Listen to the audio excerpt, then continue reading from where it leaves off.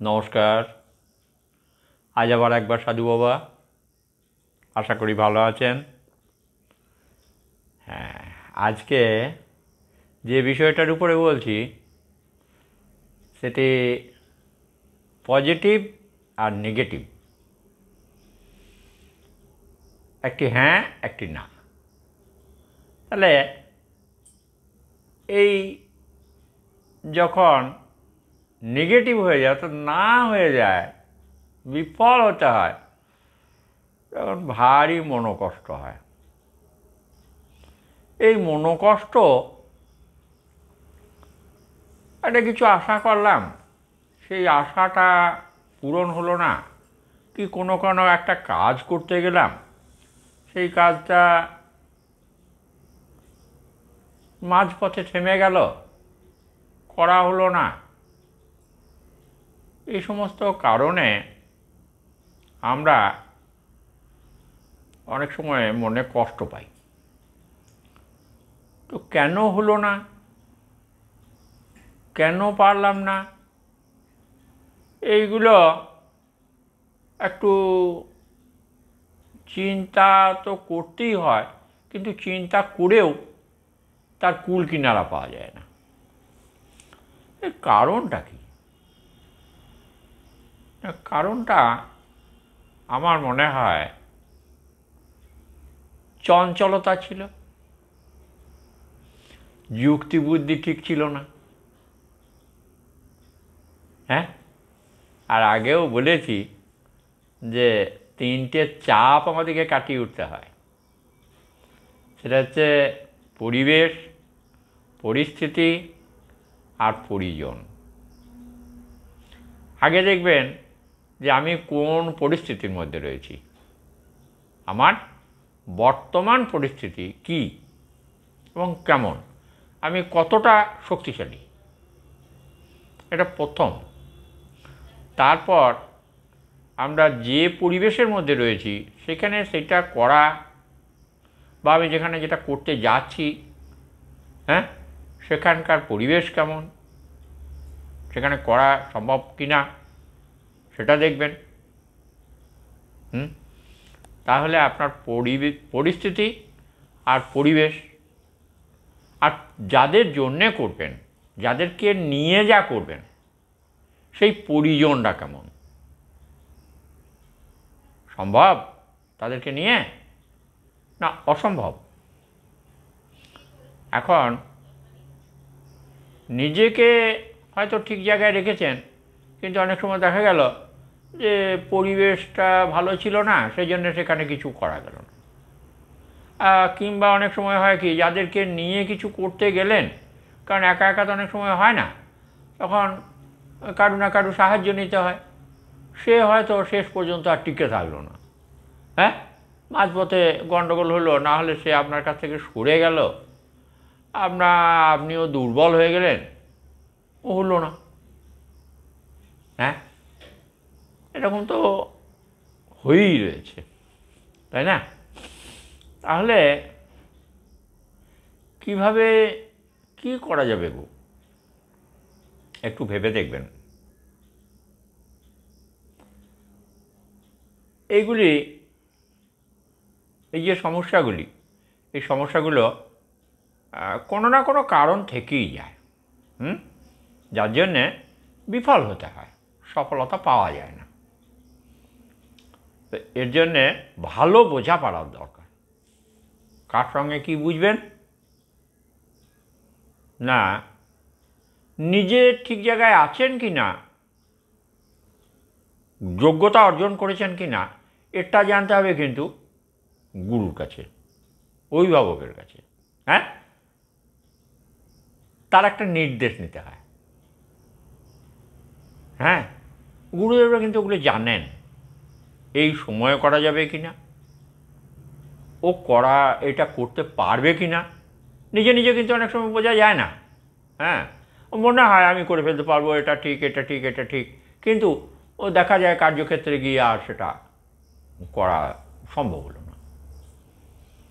সেটা ওই যিনি এক্সপার্ট, অর্থাৎ গুরুদেব যিনি, তিনি বুঝতে পারেন যে এর দ্বারা কোনটা করা সম্ভব কোনটা করা সম্ভব না। সেই জন্যে ওই বহু পুরনো দিনের কথা, গুরু নির্দেশ নিতে হয়। হ্যাঁ, একটু গুরু নির্দেশ নিয়ে কাজ করলে সেই কাজে জয়ী হয়। আর গুরু নির্দেশ না নিলে সে কাজে জয়ী হওয়া খুব মুশকিল। তবে গুরু মানে যে শুধু দীক্ষা গুরুই হতে হবে তার কোনো কথা নাই। হ্যাঁ, কারণ কর্মযোগের গুরু তো প্রথম শিখতে হয় বাবার কাছ থেকে।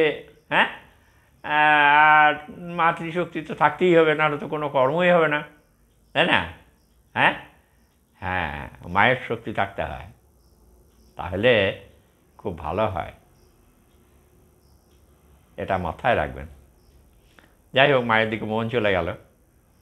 হ্যাঁ, ঠাকুরও বলেছেন মাতৃশক্তি অটুট যত সেই ছেলে হয় কৃতি তত। তা যার মাতৃশক্তি থাকে সেই ছেলে যশ কীর্তির অধিকারী হয়, এটা সত্য। তবে বাবা তো আছেন, কাজে বাবা কি হয় না, বাবার শক্তিটা একটুকু উপরে। কেন না, দেখুন ওই শাস্ত্র কথা একটা মনে পড়ে গেল। ধর্মরাজ যুধিষ্ঠিরকে বলেছিল, আচ্ছা এই বাবার মায়ের মধ্যে তফাৎ কী? তা যুধিষ্ঠির তার উত্তরে বলেছিল, মা বিশাল বড়। তাহলে বাবা বিশাল উঁচু। হ্যাঁ, তো দারুণ কথা, বাহ, বেশ সুন্দর। বাবা বিশাল উঁচু আর মা বিশাল বড়, একটু বুঝে নেবেন। হ্যাঁ, এটা আমার কথা নয়, এটা যুধিষ্ঠিরের কথা। তো যাই হোক, একটুকু ভালো করে ধ্যান দিয়ে বুঝবেন। এখন এই সফলতা জিনিসটা, যেটা পজিটিভ দিক বলছি, সেটা সবসময় ভাবতে হয়, নেগেটিভ চিন্তা করতে নেই। কিন্তু তবুও কি হয় জানেন, ওই নেগেটিভ চিন্তা করাটাই হচ্ছে দুর্বলতা। এই দুর্বলতার মতন ভাইরাস আর কিছু নাই। হ্যাঁ, এই দুর্বলতাটাকে হটাতে হবে। তো কীভাবে হটাবেন?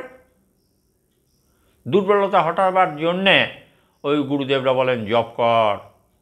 হ্যাঁ, দুবেলা করবি। হ্যাঁ, সকালবেলা একবার করবি, সন্ধ্যাবেলা একবার করবি, বসবি, আসন করবি। আসন করলে কী হয় না, শরীর স্বাস্থ্যগুলো ভালো থাকে। হ্যাঁ, প্রাণায়াম করবি। কেন করবি? আমরাই বলছি বা আমিও বলছি। কেন বলছি না, প্রাণায়াম করলে শ্বাস প্রশ্বাসটা ভালো হয়। হ্যাঁ, আসন করলে কি হয় না, আসন করলে এই কোমর থেকে পায়ের নিচের দিকটা আমি করেও দেখিয়েছি আপনাদিকে।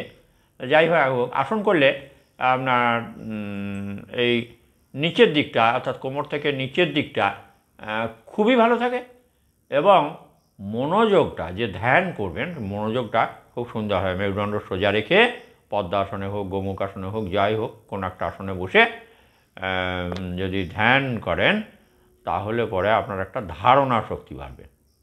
আর এই যে প্রাণায়াম, জপ, ধ্যান, এইগুলো করলে আপনার প্রত্যেকটা কাজে এইগুলো আপনাকে সাহায্য করবে। তা আজকে জব করলেন আর কালকে সাহায্য করবে কি না, এটা প্রত্যেক দিন করে যেতে হবে। হ্যাঁ হ্যাঁ, 3 দিন জব করতে না করতেই মনে মনে ভাবছি আমি বিরাট বড় কী করে হই। না, ওরকম করে হয় না। হ্যাঁ, ওরকম করে হয় না, লাগাতার করে যেতে হবে। হ্যাঁ হ্যাঁ, এটা মানে বেঁচে থাকতে গেলে যেমন প্রতিদিন খেতে হয়, সেই রকম ওই বেঁচে থাকতে গেলে, কর্মে সফলতা আনতে গেলে আপনাকে প্রতিদিন জপ, ধ্যান, প্রাণায়াম, আসন নিয়মিত করতে হবে। টুলবে হেরে যাব, এটা করতে পারবো না, এই আবার কী কথা? আমি সব পারবো। হ্যাঁ, আমার সব হবে, কেন হবে না? তার জন্য যুক্তি বুদ্ধি আছে। হ্যাঁ, কোনটা করা যাবে, কোনটা করা যাবে না, কোনটা হবে, কোনটা হবে না, সেটা আমি বসে বসে বলে দেবো, যেটা হবে এটা হবে না। হ্যাঁ, তো সেই রকম আপনারাও শক্তিশালী হন। আর না পারেন তো আমাকে সঙ্গে নেন।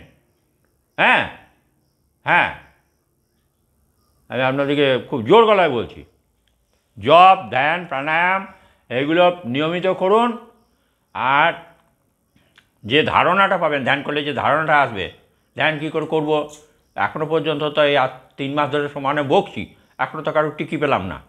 হ্যাঁ, আমি এখনও দেখতে পাইনি কাউকে। তো যাই হোক, আপনারা করুন, আমার বলা আপনারা করুন, করে দেখুন।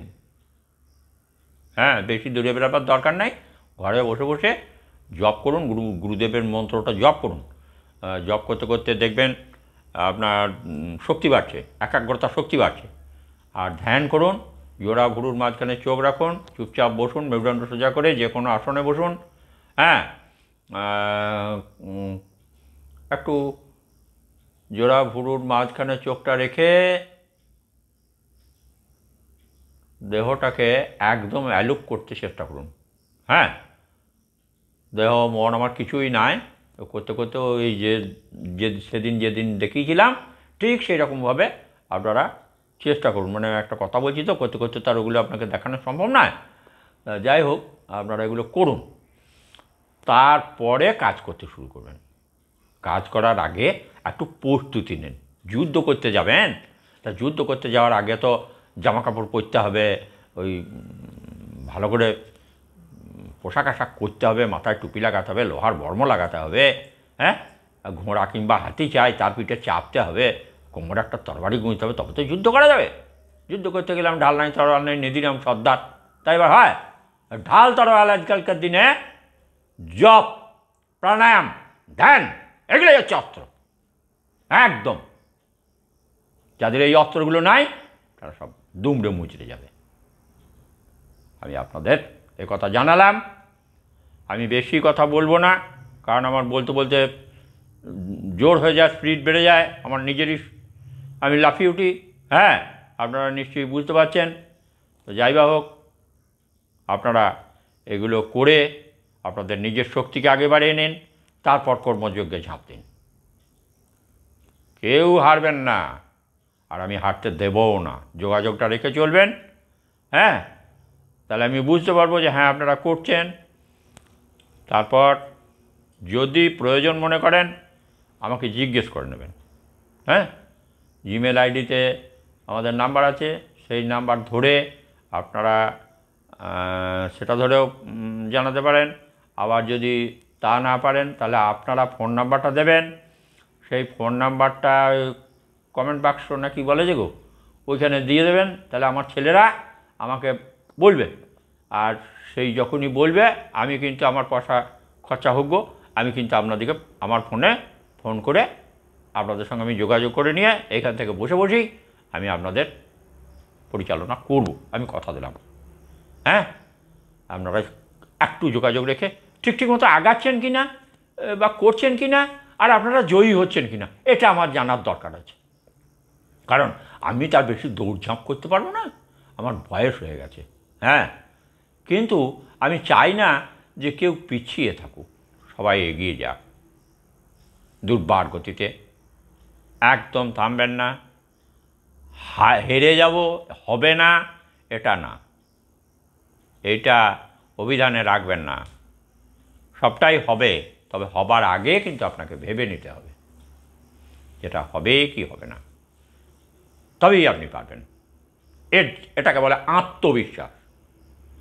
হ্যাঁ, তারপরেও আমি আপনাদের শেখাবো ইচ্ছা শক্তি। আত্মবিশ্বাস না থাকলে ইচ্ছা শক্তি হয় না। আত্মবিশ্বাসই ইচ্ছা শক্তির মূল। সেদিন দেখবেন, যেদিন হবে না সেদিন যেটা ভাববেন সেটা হবে। তবে সেটা বহুত সাধনার দরকার, ওটা যোগী মহাপুরুষদের হয়। হ্যাঁ, আর সংসারী মানুষ তো আপনারা ওই ধ্যান জপ করুন, প্রাণায়াম করুন, গুরুমন্ত্র জপ করুন, আর গুরু যদি থাকেন তাহলে গুরুদেবের সঙ্গে পরামর্শ করুন। হ্যাঁ, সৎপথে চলুন, আর আমাকে ফোন নাম্বারটা দেবেন, আমি আপনাদের সঙ্গে যোগাযোগ করে নেব। নমস্কার, ভালো থাকুন।